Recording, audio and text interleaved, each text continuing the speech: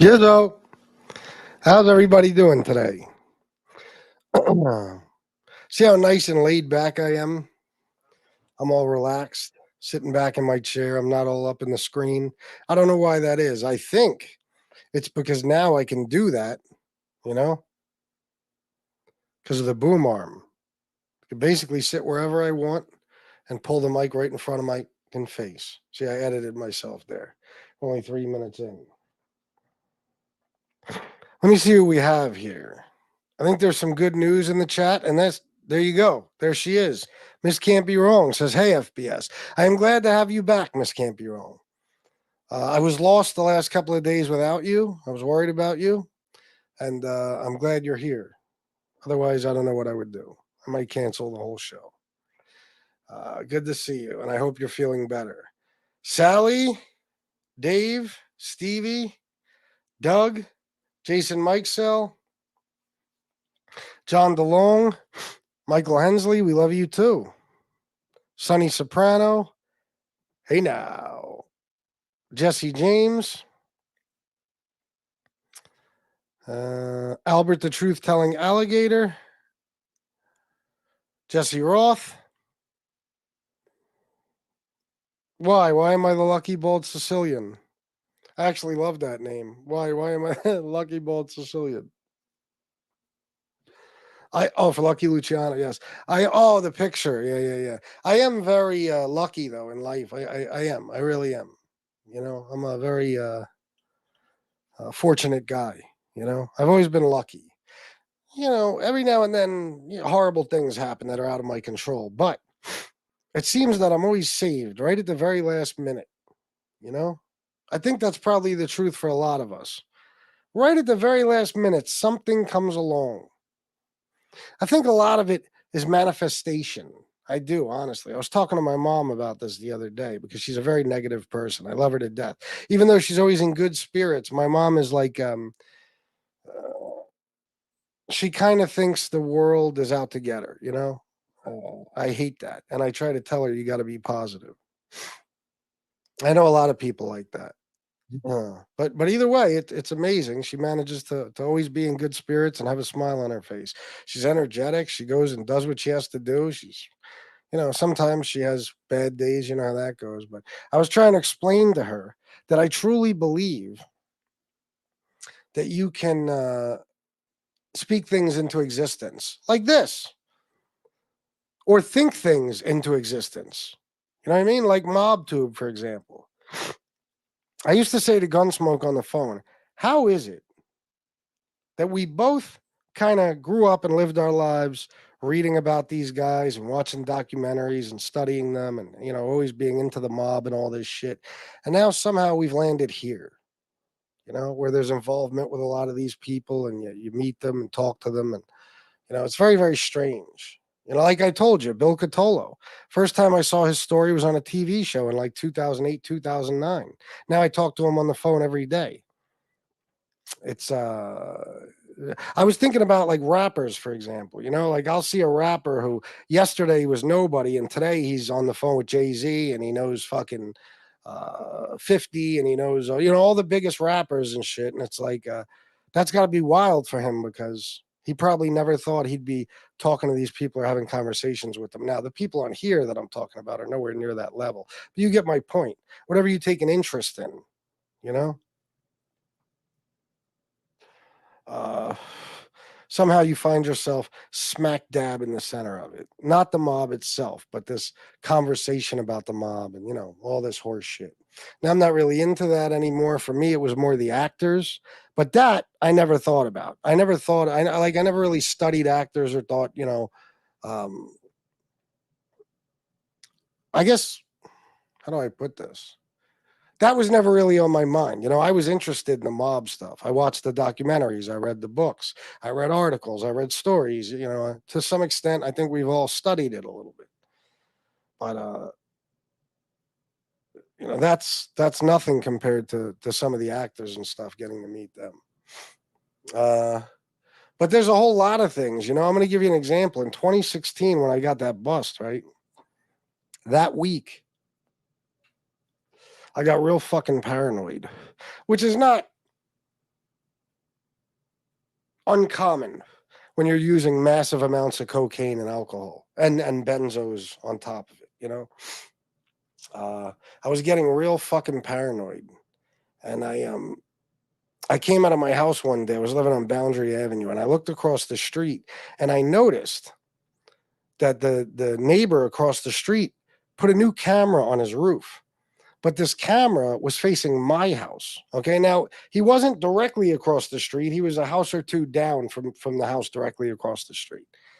And he had a fucking camera that appeared that it was facing my house. So, you know, I start getting paranoid and saying, oh my God, maybe this guy's a cop. They're on to me, whatever. And I had just moved there not that long before, so I was surprised. But, you know, the bust happened on Thursday. I think the first day I noticed that camera was either, I don't know, Sunday or Monday. I'm not sure.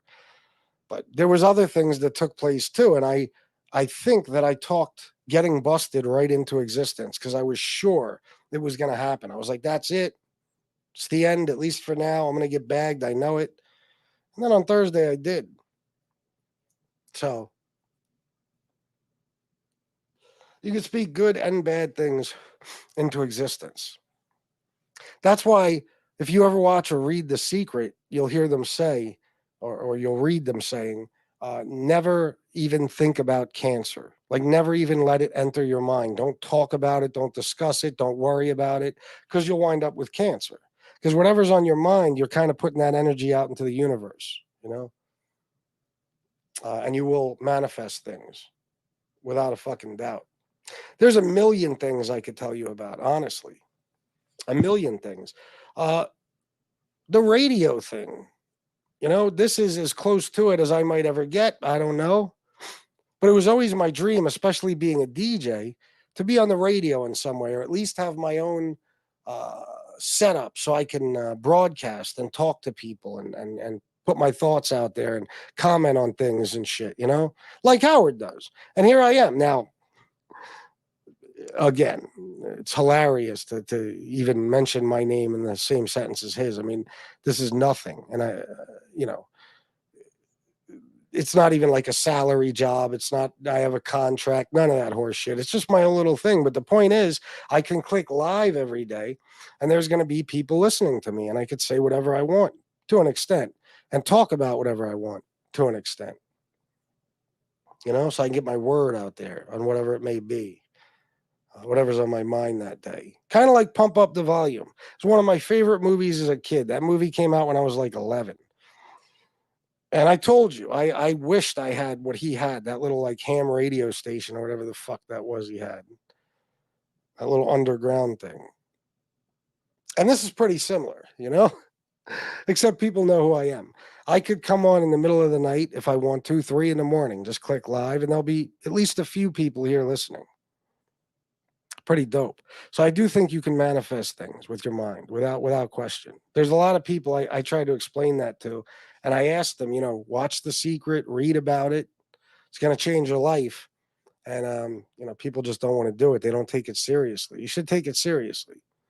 You definitely should take it seriously. There's been times where I've said, next month I'm going to need X amount of dollars, or you know, next week or whatever it may be, or this year I'm going to make this much, and it happened. You know, uh, almost every time. Not every time though. You know, if it was every time, I would do it every month. But I'm talking about times where I was really, really bad off for something, and I said, okay, I need this amount of money to catch up, and then it'll come from the strangest place. You know, it'll almost fall into my lap or something, or you know, depending on what I was into at the time, I found a way to make that much money. You know, so I mean, even like my situation with Shanna, right? Like I was in that hotel for 8 months, whatever it was, miserable, lonely. Even though for years before that, I went out of my way to be alone. That was true loneliness in that fucking hotel, you know? Because even before that, I was living with a friend. We were living together. We had a house, whatever. Uh, that was true loneliness in that hotel, you know? There was a point where I made some friends that were also hustlers and shit that lived in that hotel, people from out of town and stuff. But it was true loneliness. Oh my God. And I would lay there in that fucking bed and think to myself, I told you guys this, what would I be doing if? And I always said, like, anytime I was really, really bad off to the point where I was dying or killing myself, where I was, especially with the addiction, some woman came along, seriously, and saved me. And when I say saved me, I don't mean financially or anything like that. I mean that if you fall in love, for example, okay, and you're trying to get clean or stay out of the streets or whatever it might be, a woman, the right woman, can give you all the reason in the world to do that, and you won't even think about the other stuff anymore. Just having that companionship, having a best friend, having somebody you're in love with, somebody to spend time with. That's why I always talk about, and this isn't an addiction or recovery show, but I talk about, like, my brother War in the chat. He lost his beautiful wife, Kimberly. I'm sorry, War. I hope you don't mind me saying that. And it obviously, broke his heart. But he manages to live every day. And I don't know, if he's alone. I don't think completely alone. We do talk, and I'm not going to get into that. But he manages to make it through every day, to survive and stay clean and sober. I look at people like that and I give them all the credit in the world because, I'm in a situation where as soon as I got clean and sober, within 4 days, 5, whatever the fuck it was of leaving rehab, a week, I don't know, I forget. I started dating somebody and we're together till this day. So I'm not alone, I'm not, I don't have reasons to be like depressed or sad or even angry or bitter, really. The only person I'm angry or bitter at is myself. So I look at people like that, especially with the addiction and recovery, who are alone, who are doing this shit on their own, and they have pain, physical, mental, everything, and they have to deal with it clean and sober. That's strength. That really is. I got very, very lucky. Not only did I wind up in a rehab when I decided to go, I wound up in the rehab, probably the only one I would have ever stayed at. They were going to send me to a place here in Wrightsville. Okay, it's a shit fucking hole. All types of rules. It's like jail. I would have left the first day. So not only did I wind up in the right place, which is, again, my luck, but I wound up meeting somebody who I credit with saving my life and keeping me clean and sober and on the right track. So I don't even know what got me started on this, but I like it. I think it was fairly good and entertaining, and that's really how I feel. I'm telling you the truth. If you listen to celebrities, look up celebrities who use The Secret. Listen to some of their fucking stories. It's fascinating. It's fucking fascinating. You can't go wrong by thinking positive in life. You can't. That's what I used to tell people I talk to on the phone are always miserable or negative or pissed off about something. It's like, just trick yourself if you have to. Wake up in the morning, put a big dumb smile on your face, and just start counting things you're grateful for. And eventually you'll feel better. But anybody who has the attitude like the whole world is crashing down around me, or the world is out to get me, or any of that stuff. And like I said, my mom is like that to an extent. And I had a friend, that friend that I lived with in that house, he was another one, miserable motherfucker. If you think like that, it'll be that way. Even if it isn't right now, it'll turn out that way. You could talk yourself right into having a miserable fucking life with no problem. Very, very easy. I had, tell you the truth, my dad was like that to some extent. If there wasn't a problem, he'd create one. I think he enjoyed the conflict and stuff in the house so much that he created it sometimes, even when it didn't, need to be there, when it wasn't necessary. So anyway, there you go. 17 minutes. I don't even know what got me started on that. Let me read some comments. Maverick, good afternoon, my friend. Jesse Roth says, Yizzo. Chris Capello, what's up, bro? I bet Chris Capello is like that. How much you want to bet? Just from what I know about this guy, and I know very little, I bet you he's a very positive person. I bet you he's good at lifting other people's spirits and talking people out of bad days, depressions, whatever it might be. I guarantee fucking to you. I could tell that about Chris. Yeah, Miss Can't Be Wrong, I do, don't I? This is the first time my shoulders aren't all up here and I'm not sitting right up in the fucking screen. I like this. I might stay like this the whole show. Plus, stand up guy will be proud of me because I'm talking right into the microphone. So hopefully it sounds good. It's probably very loud, but oh well. Oh no, FPS has gone full MRE on us with the thumbnail. What do you mean? How do you figure? Mandy, Izzo, Rick the Tank, Izzo. Yes, Michael Hensley, you're not kidding. We are. I am Miss Can't Be Wrong. I got all you guys. I got this shit going on. You know, I know you guys would love to hear a million things out of me other than this, but I talk to you about what's on my mind uh, on whatever day it is that I'm talking to you. Like whatever's on my mind tomorrow, that's what I'm going to talk to you about. And today, uh, yeah, Miss Can't Be Wrong. A lot of people are like that. Today, I was listening to Frankie Cicero. What's up, bro? I feel like I haven't seen you in forever. Robert B. I'll get back to it. Hold on. Talking to all of you, not just Robert B. When you're interested in something, you subconsciously put yourself there, except being rich. I haven't figured that one out yet. Me neither. But they say it's possible. Just act like you're already rich. Think like you're rich, which is hard because then you kind of be, or you kind of have to be maybe frivolous with money, or maybe not. I don't know. But they say uh, think like you're already rich. I told you one of the strangest things ever was Shanna had a van. Okay, it broke down on the highway in Harrisburg one morning. She was on her way to work, so I went to pick her up, and now we had a situation on our hands. The car was shot, engine blew, it was all over. Okay, the van wasn't worth nearly as much as what it would have cost to get it fixed. So head gasket, I think. Um, Now we need a car. There's no way we could do. We were both working. I was working in Lancaster, she was working in Harrisburg, all that shit. We needed a fucking car, and we had, I didn't have good credit, and she was just, the bankruptcy was almost fresh at the time, and I had actually just gotten a car not long before I got the Nissan Altima, uh, and one day I was driving after I dropped her off at work because we only had the one vehicle. Uh, I was driving around York here, and I saw this one dealership. And I don't know why, but I pulled into the dealership. It was very, very early in the morning. I don't even think they were open yet, but there was a sales guy out there. I think he was moving cars around. I pulled in and I'm just driving around the lot, and he sees me and he comes over and he says, what can I help you with? And I said, now I didn't see any cars at the time that Shanna would have liked or that I even really liked. I just had a conversation with him.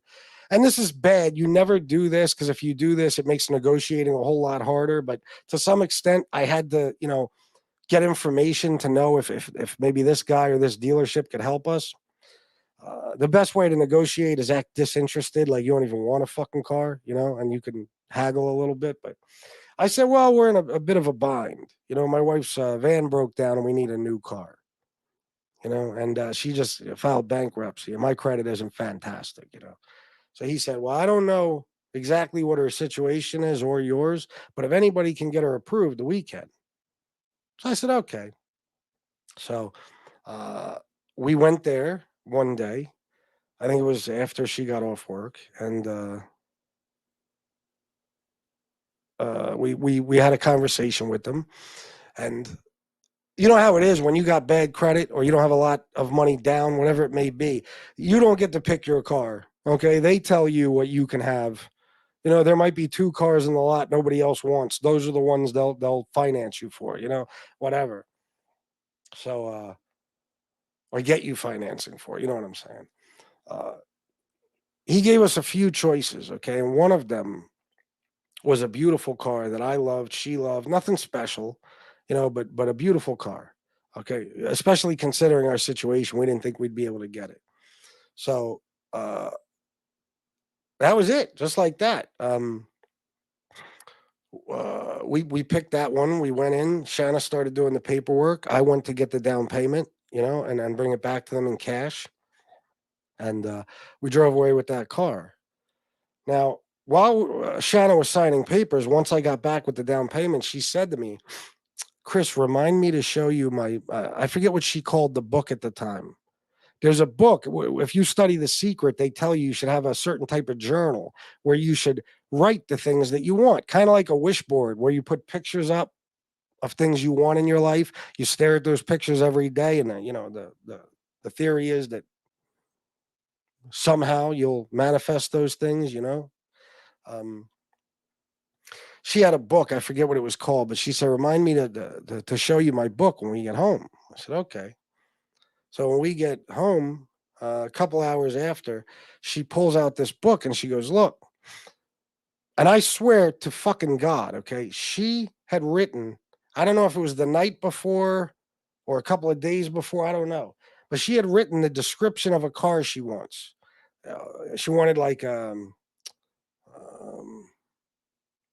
I forget the exact shade of blue. I forget what you would call it, but she had that written down. She had the tan leather interior written down. She had the navigation written down. She had all this fucking shit, and it fucking wound up being the car we got. I mean, I can't say it could have been a million different cars that just had that color in the interior. There was a lot of other things though. It was like the car was described to a T.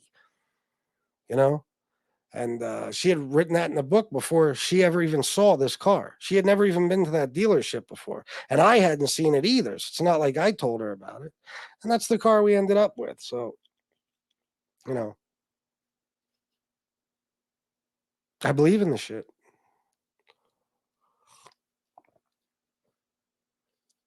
Oh, here we go. I love it. Danny Green, what's good? FBS and fam. Anyone need a good milking today? I don't know if Tony Ducks is here yet, but holy shit, are you in trouble? I was thinking earlier when I was trying to figure out what I would do for a show today. I was like, what if I titled it Danny Green versus Tony Ducks? Because I figured you guys could have a little fight on here. But then I realized that you might not both be here. So 144 people, not bad. If you feel so inclined, I got one super chat last night. It was for $10. So if you feel so inclined as to donate, I'd appreciate it very much. I will tell you this: at 5:30 on the dot, I have to go because I have to make it to the pharmacy and they close at 6, and I have $117 worth of fucking prescriptions waiting there. So it blows my mind when I go to the pharmacy. I'll give them my name, my date of birth, and they're like, "Yeah, we have 9 waiting for you." I'm like, "Oh my God." 9 prescription medications, and I don't even think that's all of them. That's just what they'll have at one shot sometimes. Sheesh. Don't do drugs or drink, people. Don't do it. When you are using substances, things can spin out of control fast. Oh, you're fucking right. Yeah. As a matter of fact, I'm gonna. Did I even get to the Howard thing? I said I was talking to, or I was listening to Howard. No, I didn't even get into it. I will. I'll probably forget, but I might. FBS, you said something about the damage you do to those you love while you're addicted. I have a perfect example of that. Oh, I'm sure you do. I'm sure you do. It's not on this show. I didn't say that. You mean from before, right? I didn't say it on this show, did I? I don't think so. Yeah, yeah. The damage you do is astounding. The damage you can do just in a single fucking day sometimes. Just in a single day or a single night. It's fucked up. It really is. Some of it's, irreparable. You can't fix it ever.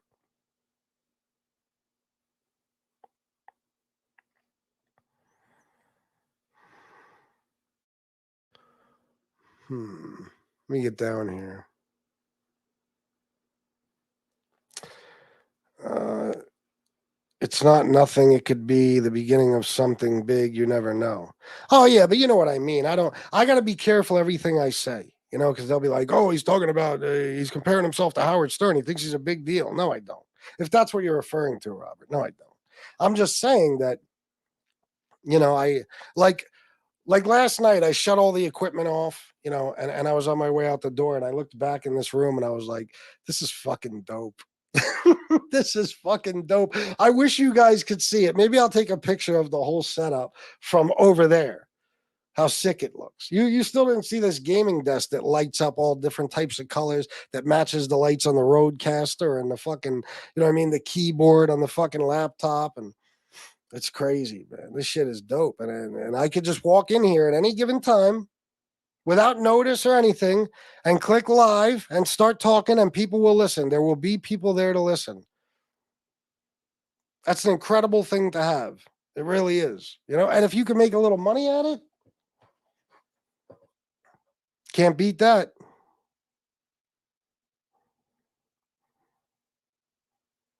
Oh, Miss Can't Be Wrong, it certainly does. That movie was awesome. Oh, fuck me. What movie, Capello? I'm not even sure anymore. Were you talking to somebody else? I don't know. FBS, I say the same thing. My hubby came along and fixed the broken pieces. I'd be lost without him. Oh, yeah, yeah, yeah, of course. Yeah, I mean, listen, I haven't been tested yet. I really haven't. As far as the addiction and recovery, I really haven't. My sobriety, I should say. I haven't really been tested yet. Many of you have, you know. Many of you are tested every single day. I really haven't been. It's in a very fortunate situation where I am a happy individual, where I have, people around me, and the people I love most are all very close to me, even if they're not living in this house. Well, not all of them. Not all of them, unfortunately, but a lot of them. Uh, I got my mom here. I got Shanna, of course. Shanna changed my life completely. I got stepkids. I have Rusty. Unfortunately, I have Peanut too. You know, uh, life is good. It is. I've been able to make money and get myself things that I want. In some cases, things that I always wanted. Very good. That's why I don't complain too goddamn much. And if I do, it's usually about other people. It's never about my life, except for Peanut. I complain about him. Oh, he certainly is, Antonino. War is awesome, Robert B. Oh, see, what up? What up? Where is War? Is he here? Yes, it did. That's what I'm saying. Like, that is fucking amazing. This is the thing about my story that there's a couple of parts of my story that are quite astonishing if you really sit back and think about it. You guys have heard it a million times, and a lot of you have amazing stories too. But it is incredible. A guy like me who was a factory worker. I was in a union and stuff, so I had I'm sorry, I had insurance and all that. But for a guy like me to wake up one morning in withdrawal, say that I need to go to rehab, and by 1 in the morning that night, I'm fucking I'm in top of the line luxury fucking rehab with all millionaires, and while I'm there, uh, I meet a nurse. It really is a fascinating story. It is. And one of the things I miss most, guys, and I know this isn't an addiction recovery show. I know it's not one. I'm sorry. Um, Going back there and speaking, I told you how I feel about AA, but I had no problem speaking at those meetings. I just didn't want to attend them. I didn't really want to be a part of AA, you know. But speaking at those meetings, that gave me um, it was gratifying. It really was. Telling my story, and my story. I mean, it would take. I'd have to rush to get it wrapped up in 45 minutes to an hour. But the people really appreciated it, and I got to meet a lot of people who were in my position, just or I'm sorry, whose position I was in just months before, in some cases weeks before, because not long after I left rehab, I started going back to speak. I couldn't wait. I missed the place so fucking much that I just loved being there. Not to mention, you fucking go there to speak at a meeting, dinner time, and you eat with them. It's a fucking gourmet meal cooked by a goddamn chef. It's unbelievable, that fucking place. But it was nice. I would stay afterwards and talk to some of the guys and girls, women, whatever. I was able to give back a little bit. That place saved my life. And that place closed, as I said, but it has reopened as something else now. And I believe it's still a luxury rehab. I forget the name of it, but I was looking it up recently.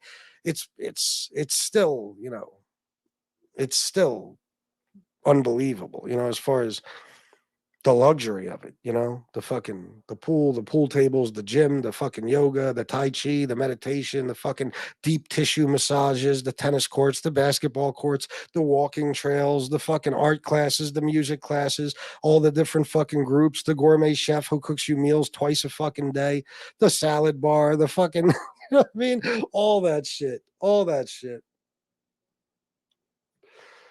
When I was there, I could go into that fridge at 2 o'clock in the morning. There was no rules like that. You could just get up out of bed, go outside by the pool and smoke a cigarette. It didn't matter what time it was. You can go out into the fucking kitchen any time of night with the marble fucking countertops and the huge, sub-zero fucking fridge and all that crazy shit.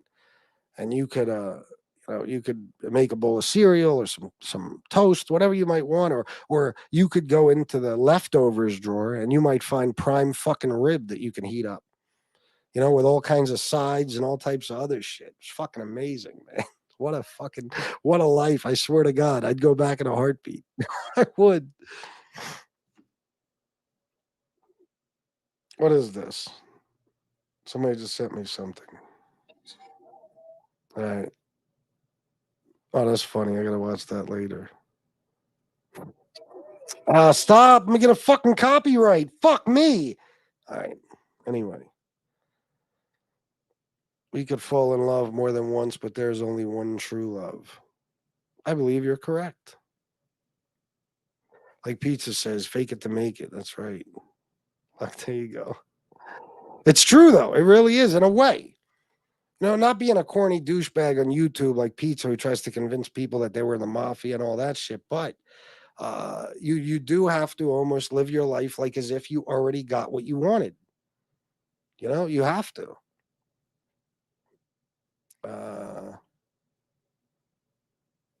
That's just the way it works, and you'll wind up getting it. I mean, they say, like, if you listen to The Secret, I know you guys wouldn't believe it, but if you could visualize it, you could hold it in your hands. If you could see it in your mind, you could hold it in your hands. Put up a fucking picture of a car you want. Put it up on your wall and stare at that motherfucker every single day. I bet you eventually you'll wind up with that car. Now, if you're looking for like a Bugatti or something, who knows? But it's possible. It's possible. And here's the thing. What does it hurt if you're wrong? You know what I mean? Or I'm sorry. What does it hurt if it doesn't happen? That's what I meant to say. Like if you do it every fucking day, if you practice this and it doesn't work out, it doesn't work out. But I bet you it will. Look at Rev Run, right? Way back in the day when he was a kid, he used to walk home from school every fucking day, and there was this beautiful house he would see every fucking day. He dreamed about living in this house, and he one day he wrote a note to the owner and said, "Within 10 years, I'm going to come back and buy this house." And he put the note in the mailbox. And I think it was like 6 years later that he got rich with Run DMC, and he went back and bought that house. Jim Carrey. He said he wanted to make $10 million on his next movie or something like that. He wrote himself a check for $10 million and he put it in his wallet. And he kept it. I'm not sure how long, but I think the next movie role that came up was Dumb and Dumber, and it paid him $10 million. Trump has used it. All types of celebrities. Denzel Washington, listen to him talk about it. A lot of people. And I told you, it can't hurt. There's nothing bad that can come out of thinking positive. Yes, Antonino, 100%. If you think negative shit is going to happen. I told you, if you wake up in the morning and you stub your fucking toe or you slice yourself up shaving or something like that, uh, chances are, if you let that bother you, and most likely it's just natural to let it bother you, the rest of your day is going to be all fucked up. I used to, when me and Shanna used to go to the casino and stuff, I would tell Shanna, if I'm in a bad mood, I'm not going to the casino. If it was a bad day, I'm not going to the casino because you can't win. It's impossible. Negative energy will never bring anything positive. You can't. Anytime I won at the casino, really won, I went there, in a great fucking mood. Great fucking mood. It was a great day. I was excited. I couldn't wait to have fun. And I felt like a winner that day. But if I say had a bad show on here or something, didn't make any money, or there was some conflict going on that was bothering me, and then we would go, I'd lose my ass. It's just the way it is. I mean, as far as losing my ass, how cheap I am, but whatever money I brought, I would lose. I that's the way I was my whole life. Like I learned that a long time ago. I used to buy scratch offs every now and then. If I'm in a bad mood, I ain't buying one. Can't win. It's gonna be a loser. I might as well pay for it, rip it up, and throw it in the fucking trash. You know? It's just the way it is.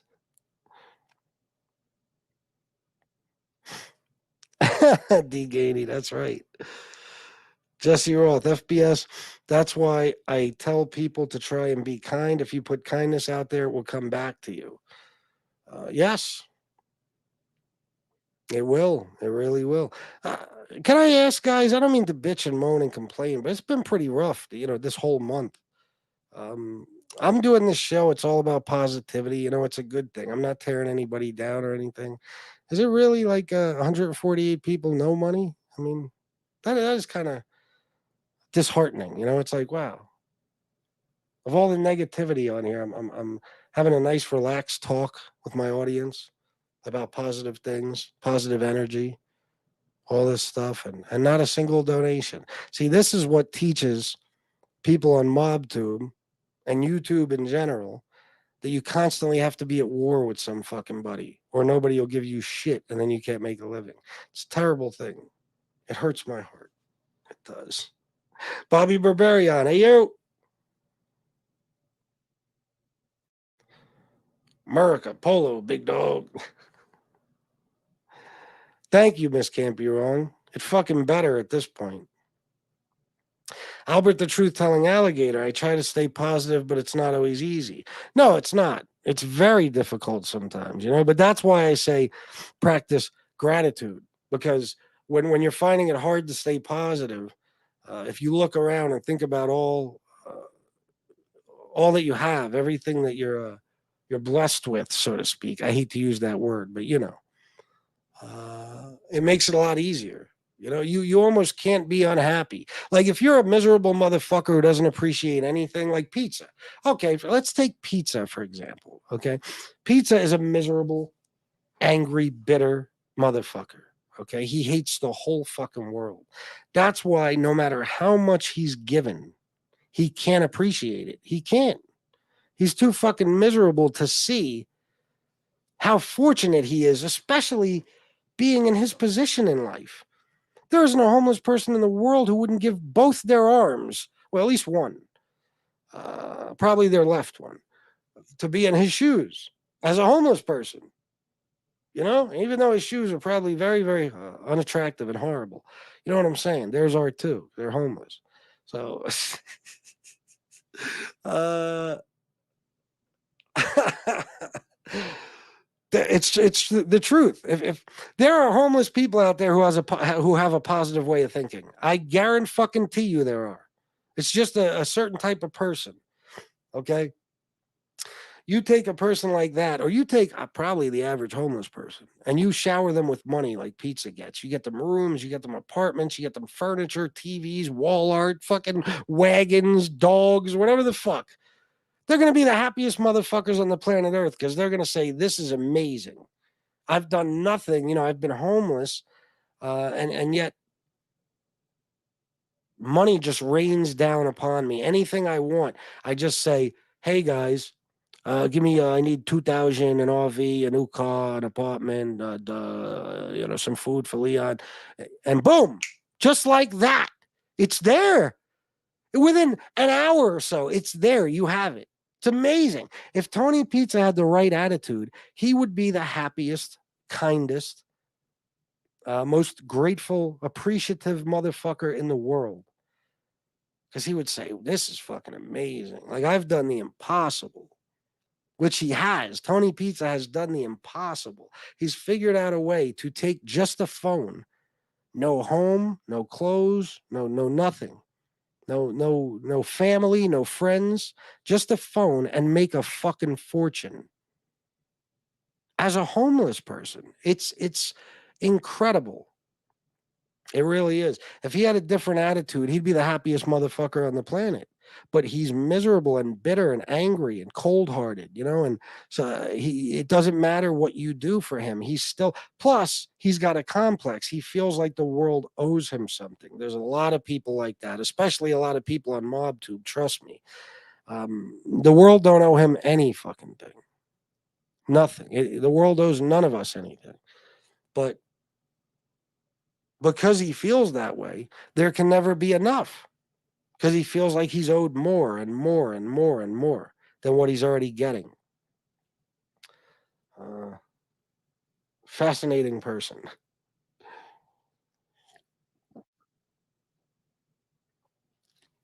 But not in a good way. He's nobody to admire. You know, doesn't matter what someone talks about, as long as it's genuine and presented in a good way, people will listen. I think you're correct. I got 145 people here right now. That's kind of mind blowing, even for me. And I'm talking about nothing mob tube related. I mean, I talked about pizza for a minute here, but you know what I'm saying. Just talking about regular shit, just kicking it with you guys. And then you're not donating, and it's breaking my heart. What's going on, guys? Come on. Listen, you can't say, "Oh, it's because it's Christmas." Every fucking December, I do great. Every December. What are you trying to do? Ruin me? If my paycheck gets any smaller, I'm gonna be in a van down by the river. But you can't let yourself get depressed, Miss Can't Be Wrong, ever. I spend like I'm rich at times. Well, so do I. You want to hear something, guys? This is breaking news. Are you ready? Tony Ducks already knows this news. Miss Can't Be Wrong doesn't even know this news yet. Generally, because I don't talk to her about sneakers. Okay. But I'm done with the sneaker thing. What do you think? You believe it? I'm done. Now, does that mean I'm not buying sneakers anymore? Of course not. I'll always have nice gleaming white sneakers on my fucking feet. Okay. Uh, but this collecting and buying two pairs of everything, it's over.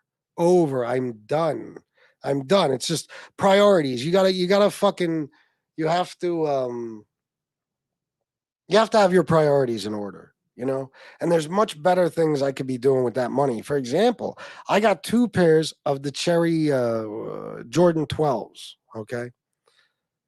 Now, yesterday, I was like, okay, one of those pairs I might still be able to return and get the money back. But I didn't do it yesterday. Then last night, late last night, because this is how my mind races while I'm trying to sleep. I'm like, oh shit, what if too much time has passed? So I look up, I believe I bought them. Yeah, I bought them at Finish Line. So I look up Finish Line return policy. It says 45 days. So now I'm like, oh man, what the fuck? Uh, when were these released? Because that's the day I bought them, October 28th. That would have made yesterday the 45th day. Now, am I still going to try to return those motherfuckers today? Yes. 46 days, I don't care. I'll scream at everybody in the fucking store. I want my money back. They've never even been taken out of the box. Yes. Oh, I swear to God. Even the gratitudes, the ones I just showed you, I'm returning a pair. Fuck that. Stupid. Besides, the sneaker game is dead. It's dead. Nothing. Like the gratitudes, anybody who knows anything about sneakers would have would have bet money that by the end of the day they were released, they would at least be up maybe $150, $200 in value. They're selling for under retail right now. Very highly anticipated pair of Jordans. That is abnormal, but it's because the sneaker game is dying. Nobody gives a fuck anymore. The Jordan, Nike, they flooded the world with so many different fucking Jordans now, every colorway, everything you can imagine, that people just don't care any fucking more, you know? So it's over, guys. How about that? See, that's what you call, as much as I love that, I want to remind you, okay, my entire life has been about sneakers. And it's simply a psychological thing. Not only that, it's a fashion thing. I like to look nice, and you can't look nice with busted sneakers. The sneakers can make the whole outfit. Right. But when I was a kid, I couldn't get nice sneakers. Everybody in my school had nice sneakers. I didn't. And when I would ask my dad about it, he would fucking flip out just for asking. And then I think, a nice pair of sneakers might have been $60, and it wasn't happening. So I started selling drugs so I could buy all the sneakers I wanted. Like a lot of drug dealers. A friend of mine who got busted, when they raided him, they found 400 pairs of unworn sneakers in the box. And this is a guy who I started hustling with. And why did we start hustling? To buy sneakers. Point being, sneakers have been my passion, as stupid as that sounds, along with DJing. I love sneakers. I love, not my passion. It's a stupid thing. You know what I mean. It's something I love. I enjoy buying them. I enjoy wearing them. I enjoy having them. It's a hobby. It's a hobby. Just like people collect stamps. We collect the sneakers. People who are into that shit, sneakerheads. But I feel like it's becoming an addiction. So I'm done. Seriously, I mean that. So I'm done. I'm done. From now on, if a pair comes out that I like, that I know I'm going to wear, I'll buy them. Just for that purpose. That's it. No more for collections or to fucking resell or to keep a pair wrapped and another pair on my feet. Fuck that. No. Nope. How's that for progress? If you want to pretend to be rich, just act like a miserable, cheap fuck. You're kind of right, but you can't act miserable. You'll never become rich. Listen, money attracts money. That's proof of the secret, which is just the law of attraction. That's all it is. It's a law of attraction, the power of positive thinking. That's all it is. Okay. Um, Money goes to money. That's because money, even it's energy. Okay, money is energy. Okay, and it attracts like energy. That's it. And there's a lot of other things too. It's all about, I told you, I truly believe, if you were to ask me, do I think a person who's happy, ecstatic even, who just had a wonderful day and fucked the supermodel, okay, goes to the casino and plays roulette next to a guy who just got in a car accident and his wife just left him, if you were to ask me if that happy motherfucker is more likely to win than that miserable motherfucker, I would tell you 1,000,000%. I would bet my fucking life on it.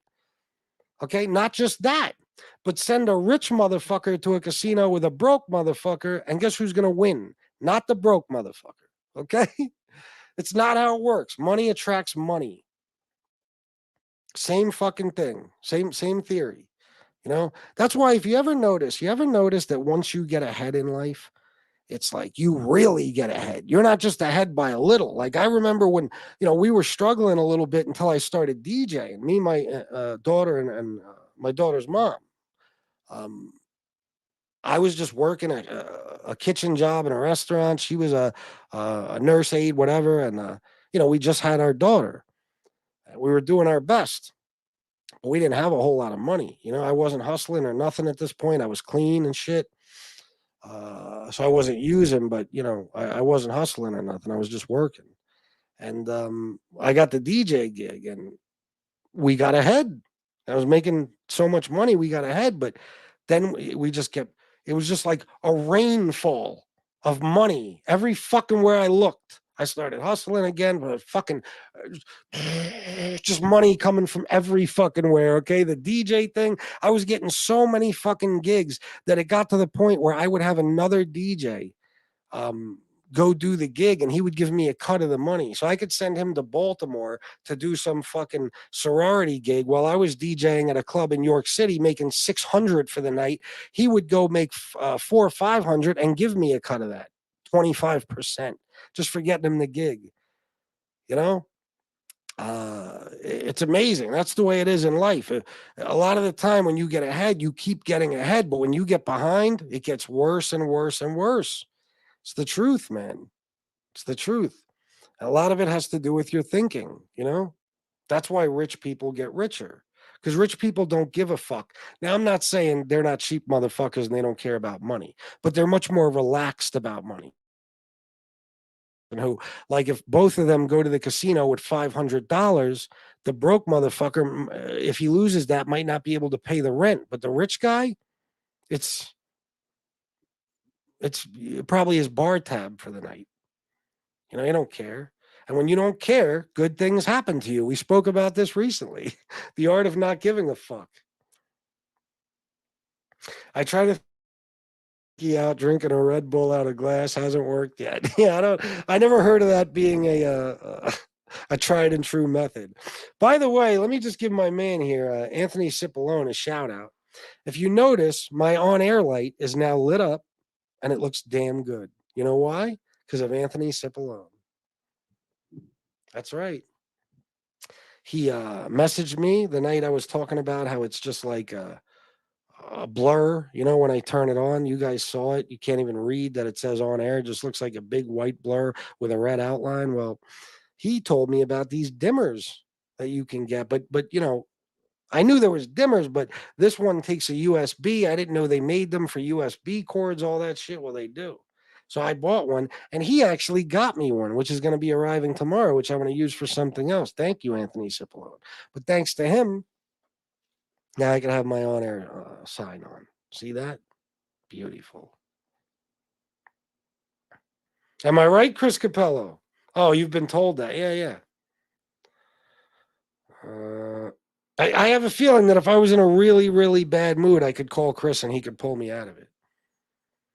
Serious. That's why I tell you guys, I'm telling you, man, if you any of you are struggling, especially around the holidays with bad ideas, bad thoughts, hurting yourself, relapsing, hurting someone else, whatever, or if you're just plain sad, get a hold of me. I guarantee you within 10 minutes, I'll have you laughing your balls off. Guarantee it. If I have to do the BK impression for 10 minutes on the phone with you to make you laugh, I promise I will do that. Just get a hold of me. It's a very, very scary time for a lot of people. You know, people have lost loved ones. People are alone. It's horrible to be alone on the holidays. You know, there's a lot of things during the holidays that can make a person think bad thoughts or do bad things. You know, so if you ever need anyone to talk to, just if you don't already have my number, which many of you do, just text me or email me, and I'll leave me your number. I'll call you. We'll have some fun. FBS is one of the most beloved persons on YouTube. I don't know about that, Doug, but I wish that was true. Not on YouTube. On YouTube, I don't really exist. You know, YouTube is enormous. But thank you for saying that anyway. On MobTube, yes, because that's something a lot of people don't understand.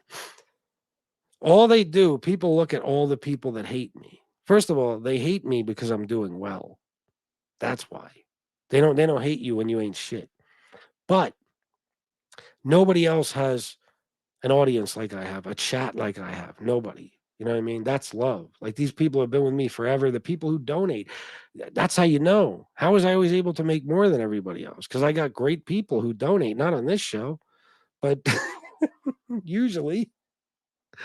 Uh, so yeah, definitely. And my audience will be here like for this show, no matter what I'm talking about. I don't have to talk about anybody or do anything. They won't donate, but they'll be here. So I'm going to guilt you guys. You should feel terrible about yourselves. 57 minutes in, an hour and I'm sorry, 137 people. I hope you're happy. You're breaking my fucking heart. Don't worry, I won't be buying a scratch off today. That's for sure. Stephen Cordell, $10 for match. There you go. Now, let me remind you that Stephen Cordell is one of the biggest sponsors of this show. And when he says match, he's giving you an order. He's not making a request. You don't know Stephen like I know Stephen. He'll do bad things. I'm not going to get specific, but if I was you, I'd follow the fucking rules, follow his instructions, and match that $10. All I need is 20 of you to do it right now, and that will make this a good show. Thank you. Get started. I'll be waiting. Yeah, pretty much, Bobby. Yeah.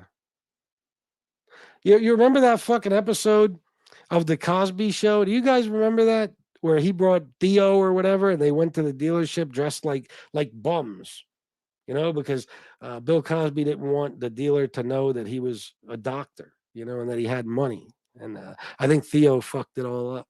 That's the truth. My dad used to tell me that shit all the time when it comes to negotiating about a car. Okay. Now, he would say, I don't care if this is the car you want the most in the world. Like you're so excited, you'd kill to have this car. Act like this car ain't shit to you. Like, it's all right, I guess. Yeah, I'll take it for a test drive. Then when you get back, be like, I thought it would perform better, but here's what it is. Don't come back and be like, yeah, I want it. I need it. No, they'll screw you every fucking time.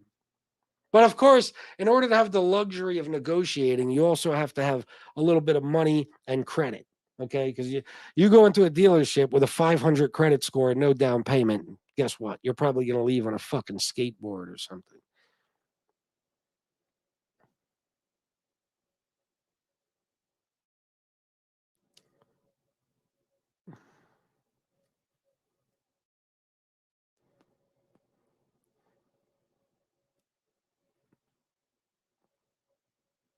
All right, Robert B.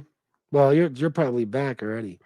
Vision board or book? Yeah. Yeah, that book that Shanna had. Yeah, she used to write that stuff in there. And the vision board thing I had for a long time too. We actually have one in the bedroom, but I used to have one in my bedroom in my old apartment. This is in the 2008 to like 2015 in that specific apartment. I had a vision board next to my bed, so every morning when I woke up, I had to see it. There's no way I could miss it. You could put anything on that vision board. Say there's somebody in your life that you haven't spoken to in a long time that you really miss.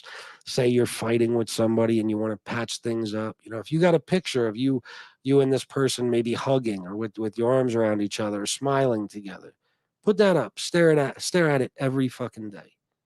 How much you want to bet that relationship gets repaired? Trust me, I'm telling you, it works. If I could give you guys homework, I would tell you to watch The Fucking Secret immediately. And I'm not talking about, they put out a movie, like an actual movie, not like that. There was a thing, they had it on Netflix. You can get it on Prime. It's more of a documentary. Okay.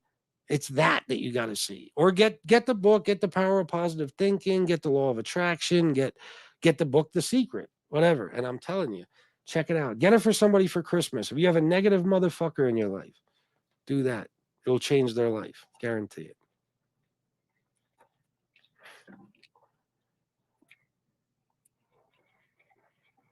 Shut up. I'm getting a cigarette. Not a single donation. Holy fuck. What do you fucking hate me? All you people, everybody but Stephen Cordell. He's the only one with a heart. I thought, you know what? I'm going to do a daytime show, because I haven't done one, and usually you make more money on those. What a fucking fool I am. I just wrote down I want a 2024 Mustang Dark Horse. There you go. I have a bill in my pocket. Well, I'm not even gonna tell you, but not my pocket, my wallet. There's certain things I do. There's certain things I do. I'll tell you one thing. For the year 2022, I think it was the end of 2021. Me and Shanna had a target amount of money that we wanted to make for the year. Like the following year, we promised each other that we would make a certain amount of combined income. Okay. And we took a bill. I'm not going to tell you exactly how we did it, but we changed the numbers on the bill to look to say the exact amount that we wanted, and we kept that bill taped to the wall. We would see it on the vision board. Actually, look at it every fucking day. And I swear on everything I love, the next year we made about 6,000 over that much. Now, of course, the things change. You can't always attribute. It's like the God thing. You can't always attribute everything to God. No, but I'm just saying. You know what I mean? If you believe in God, it's a lot easier to believe in the fucking secret. Trust me. Look at Hey Now. Hey Now is a good man. Look at you. $10. I hate you. No, I still love you. Hey Now, thank you for the $10. I appreciate it. See, now I know. Even though he says he hates me, he actually truly loves me. Jesse said it's almost 5:30. She's correct. All right, let me read some more comments, and I guess I'm going to go. And tonight I'm going to come back on because I didn't make any money, and I know you guys are going to be, all ready and willing to donate. It'll be a much better show for me. I know. I know it. I could feel it in my fucking heart. 117 worth of Dovato. How did you know? Yes, you're correct. Yeah, I hope. I think there's one medicine. I hope they gave me a 90-day supply today because I always got to fucking get it refilled. Like have the doctor approve it and shit. Pisses me off.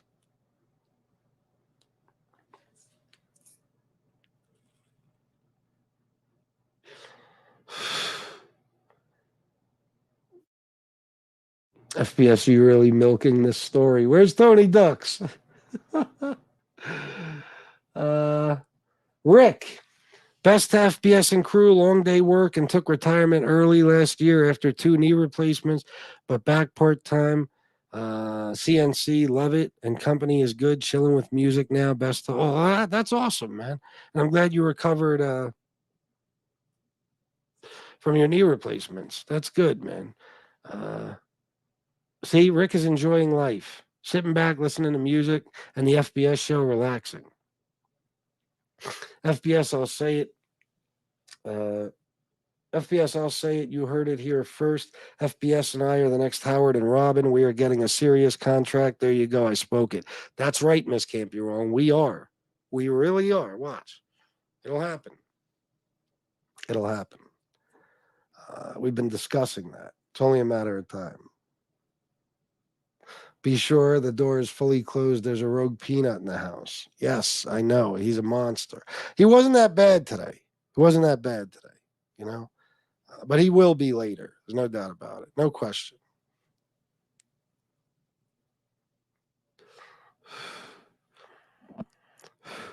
I'm watching the Sopranos episode, the one where Tony leaves the hospital. The guy who plays Tony Driver kind of reminds me of FBS. LOL. Which time when he left the hospital? What do you mean? When he got shot?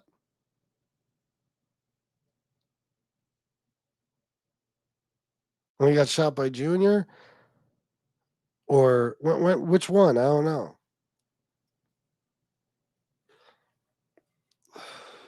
I know it wasn't Muscles Madanad, right? Not him.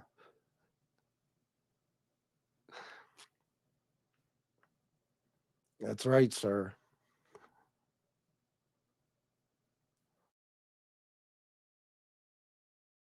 And lead us not into temptation, but deliver us from evil. Fuck being tested. Well, what I mean by that, is because I don't finish things sometimes once I start saying them. I haven't. Well, you know what? I don't even want to get into it. I don't even want to talk about it. But you know what I mean. You know what I mean? Uh, you know what I'm saying. You know what I mean.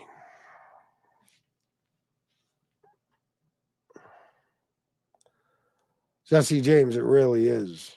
It fucking really is amazing. It is. That's what I tell everybody. Well, the people I used to talk to, I'll say content creators. I used to say, like, you don't realize how lucky we are. Like, you don't realize. No matter who it was, if they were a content creator friend of mine, I said this to them at one point. Like, we have the ability to just get a thought in our heads, click live, talk about it, or talk about something else, talk about whatever the fuck we feel like talking about. And most likely we'll make a little money doing it. We choose when and how, and we just do our thing, and we can make money. It's a beautiful fucking thing, and people will listen, and we make friends on here and everything else.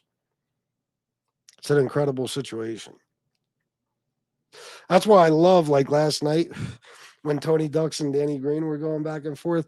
That made my night. I was tripping all night because it's like even the people in the chat are so friendly with each other that they could fuck around like that. And even that creates comedy. And that was probably the funniest fucking part of the show last night. Danny Green and Tony Ducks going back and forth. And Tony really pissed off. Tony Duck said, I was sitting here watching the show waiting for you to say something, you fucking bastard. That was great. Yes, she was Carlos, and I think he cheated on her and stuff. Benny D over. You know what you do? Turn your notifications off and turn them back on. The rehab I went to Bed-Stuy, the rehab I went to in Bed-Stuy, you can see them selling shit out from the window. Most of them don't even have a chance. Yeah, it's fucked up. Oh, bro, Jason, you have no idea. You have no idea. And that's another cool thing about, me and Shanna being together. She was a nurse there, but she knows the experience of that place to an extent. You know what I'm saying? Like she knows the amenities. She knows yeah. Like if you even, I think I showed a picture one time of the bedrooms. I mean, it's fucking beautiful. I had a room all by myself, huge fucking room, private bathroom, flat screen on the wall, every fucking thing, looking right out at the pool. Um, it, there isn't a person in the world who wouldn't go there as as like a resort if it was a resort. You know what I mean? It's because it basically is. You got to understand. This is a place that is owned by Promises, I think, which is like the one that owns like Promises Malibu and all those fucking ones you see, or at least used to see late night advertised on TV. And anytime you hear of like Britney Spears or something at a rehab, it's one of those places. It's one of those places. So they generally their clientele are multi fucking millionaires. Okay. And because they're multi millionaires, they're not going to have a bunch of rules at this rehab because these people are going to say, fuck off. I'll take my money elsewhere. Okay. So when you walked into Clarity Way, there was no give me your phone, no electronic devices, blackout time where you can't call anybody or talk to any fucking one. Yeah, you got to be in bed at a certain time, all that horse shit. No. Clarity Way was like, as long as you attended your groups, you do whatever the fuck you want. You want to go down in the gym, use a treadmill, hit a punching bag for a while, a speed bag, whatever. If you want to go take a walk in the walking trail with a couple of people, go do it or by yourself. If you want to go play basketball or tennis, yeah, what not tennis, but you know what I'm saying. You could use the courts. You go do it. There's a big fucking movie like screening room with leather couches and recliners, and there's fucking pool tables, and you know what I mean. It's just and there's the pool. You know what I mean? In ground, beautiful fucking pool, and you're up there in the like basically the fucking mountains. It's amazing. And you can have your cell phones, your laptops, your tablets, whatever the fuck you want. Whatever you want. From the minute you walk in, really incredible.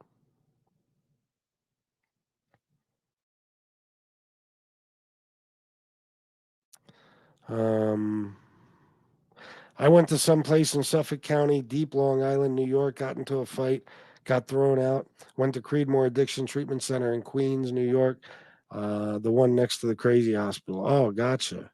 Listen, guys, I'd love to get through all the comments. I'm so fucking far behind. It's ridiculous.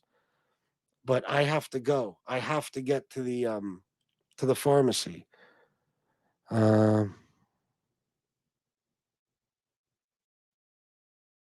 Shamel, you actually being serious? You stupid motherfucker. You do realize that my dad like is 100% Sicilian. His parents came here from Sicily, and my mom is Napoletan, and my whole entire family is Italian. And I spent my childhood in Queens, fucking New York, and Glendale. You do realize that, you dumb motherfucker, right? Um, I guess not. Are you jealous too? Are you another one who would love to be fucking Italian like Stacks or one of these people? I guess so. Yeah, you have no idea how I was raised. Very cultured Italian people. Okay, stupid motherfucker. Did I read this one, sis? $10. Let's get it cracking with the matching. Thank you, sis. I think I just read that. I'm not sure. I got distracted by this asshole's comment. Chris Miklo Drake. Yeah, I know he is. I know he is. I'm a Metagon. Yeah, sure I am. Yep. Parents spoke fluent. You know what? Fuck off. Eat a dick. All right, guys. I gotta go. I got to get to the pharmacy. I'll see you guys tonight. Thank you, sis. Thank you, Stephen Cordell and Hey Now. I love you all. And until next time, salute.